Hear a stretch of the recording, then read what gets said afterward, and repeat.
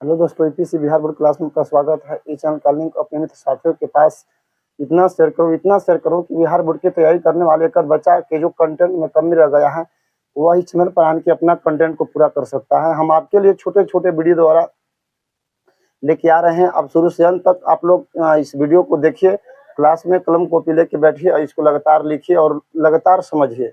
हम आपको आगे की भविष्य भी हम आपको याद कर रहे हैं कि मैं जिस तरह हमारी ज़िंदगी में अभी समस्या आ रहा है, हमारी ज़िंदगी जैसे तैसे हो गई है, तो मैं अभी यही कहना चाहता हूँ इस वीडियो में कि अपना ज़िंदगी को जैसे तैसे मत करो। इधर उधर बहुत सारे चैनल है जिस पर मत आप जाइए, वहाँ मत भटकिए।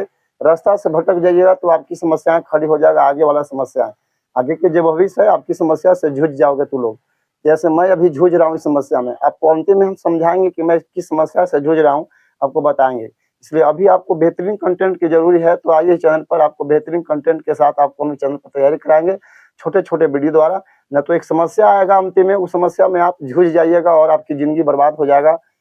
चारों तरह से आपको क्या बोले समस्याओं घिर जाएगा, समझ गया। तो अभी आपको अच्छा कंटेंट की जरूरी है और अभी आपको बेहतरीन पढ़ाई की आवश्यकता है। तो भी पढ़िए बढ़िया से, चैनल पर आन के लगातार वीडियो को देखिए शुरू से अंत तक, भटकिए नहीं, मैं यही कहना चाहता हूँ। चलिए हम लोग शुरू करते हैं बिना समय विलम्ब किए हुए। तो चलिए यही हम कहना चाहते हैं कि पिछले क्लास में वो लोग जो पढ़ लिए थे जिसका नाम क्या था, शुक्र जनन, जिससे शुक्राणु बनता है। शुक्र जनन में क्या देखे थे कि शुक्राणु का निर्माण होता है किससे, तो भाई शुक्राणु का निर्माण होता है नर जनन कोशिका से, जिसको शुक्र जनन कोशिका से कहते हैं। वही शुक्राणु की पोषण प्रदान कौन करता है, सर्टोली कोशिका पोषण प्रदान करता है, जबकि लीडिंग कोशिका में टेस्टोस्टेरोन हार्मोन स्रावित होता है जिससे शुक्राणु बनना स्टार्ट होता है। समझा दिए पिछले क्लास में लेक्चर भाग में। आज लेक्चर छठा लेक्चर है, समझिए शुक्राणु की संरचना का वर्णन। तो शुक्राणु की संरचना 3 भाग से मिलकर बना होता है। पहला भाग है जिसको हम लोग शीर्ष भाग कहते हैं, दूसरा मध्य खंड, अगला क्या है पूछ है। 3 भाग से मिलकर बना होता है। पूछेगा शुक्राणु की संरचना कितने भाग से मिलकर बना है, 3 भाग से है। शीर्ष भाग है, मध्य भाग है और पूछ भाग है, ठीक है। हमने कहा कि यह शुक्राणु की संरचना है। तो शुक्राणु की संरचना देखिए, आपको पीछे वाला भाग यहाँ पूछ दिखाई दे रहा है जिसमें माइटोकॉन्ड्रिया होता है। माइटोकॉन्ड्रिया उपस्थित होने के कारण आपको पता है कि माइटोकॉन्ड्रिया को ऊर्जा गिरी कहा जाता है। यहाँ पूंछ में ऊर्जा अधिक होने के कारण यह पूंछ गति करता है, चलता है, यानी कि पूंछ चलनशील होता है। सॉरी, शुक्राणु क्या होता है, चलनशील होता है, जबकि अंडाणु क्या होता है, अचलनशील होता है। पिछले क्लास में समझा भी दिए थे, शुक्राणु चलनशील होता है जबकि अंडाणु अचलनशील होता है।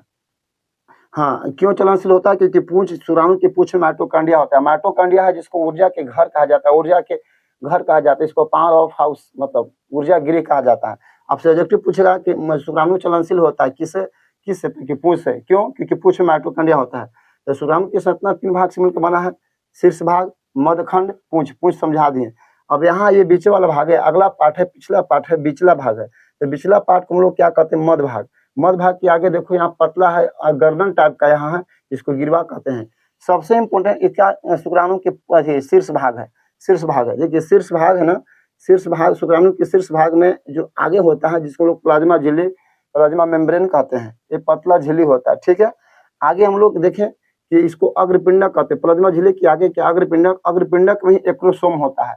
एक्रोसोम होता है और जिसमें केंद्रक होता है। यही केंद्रक आ जाता है क्या, अंडाणु के पास जाता है। अंडाणु के पास जाता है तो सबसे पहले जानते हैं कि प्लाज्मा झिल्ली से कुछ एंजाइम स्रावित करता है शुक्राणु। प्लाज्मा झिल्ली से प्लाज्मा झिल्ली जाते हैं अंडाणु में, हार्मोन स्रावित होने से मतलब झिल्ली फट जाता है और जाके शुक्राणु के अग्रपिंडक जाता है।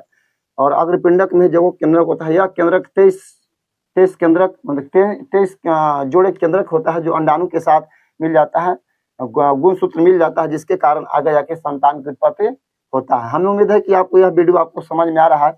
देखिए हमने कहा कि अग्रपिंडक है जिसमें एक्रोसोम होता है, आगे प्लाज्मा झिल्ली होता है। यह जैसे ही यह शुक्राणु अंडाणु के पास जाता है तो यह झिल्ली हट जाता है और शुक्राणु के सिर भाग आगे जाता है, मध्य भाग पूछ भाग ऊपर ही रह जाएगा, आगे जाएगा। और यह अग्रपिंडक में ही क्या होता है, केंद्रक होता है। यही केंद्रक आगे जाके इसमें अंडाणु के साथ निषेचित हो जाता है, जिससे एक अच्छा संतान की उत्पत्ति होता है। 23 जोड़े क्रोमोसोम क्या करता है, मिल जाता है। समझ में आ गया। हम यही आपको छोटे वीडियो द्वारा आपको समझा दिए कि शुक्राणु की संरचना बहुत ही इंपॉर्टेंट है, आने के चांस है। इसको आराम से इसको फोटो पार लीजिएगा। शॉर्ट क्वेश्चन आएगा कि शॉर्ट आने का ऑब्जेक्टिव है कि अग्रपिंडक कहाँ होता है, किस भाग में शुक्राणु का होता है, पूछ शुक्राणु गति करता है किसके सहारे, तब पूछ के सहारे।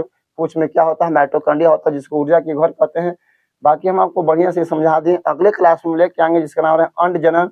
अंडजनन से अंडाणु कैसे निर्माण होता है ये आपको समझाएंगे। अभी वीडियो लंबा हो जाएगा तो छोड़ दे रहे हैं। अंडजनन क्या है, अंडाशय से ही अंडाणु का निर्माण होता है। आगे हम क्लास में आपको समझा देंगे बहुत बढ़िया से। देखिए बाबू, अभी आपको जानता है, अभी आपको बहुत सपोर्ट की